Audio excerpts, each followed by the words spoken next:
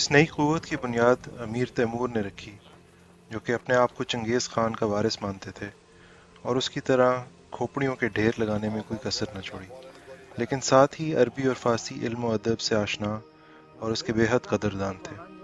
Timur نے سمرقند اور بخارا کو اپنے زمانے کی دنیا کے بہترین ادیب اور دانشوروں سے بسا دیا، اور یہ تعلیم، تجارت اور قوت کے باعث دنیا کے سب سے ترقی یافتہ شہر بن گئے۔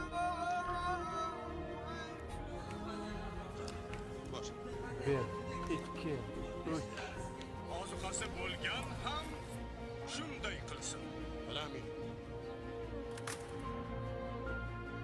Agar qismga hech qanday narsa qilmasa, Qanoat qiling. 这件事儿就说清楚。那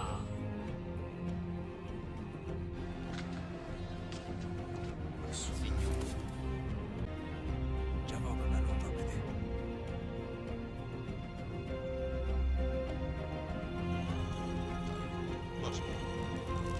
Gidelim dostlar.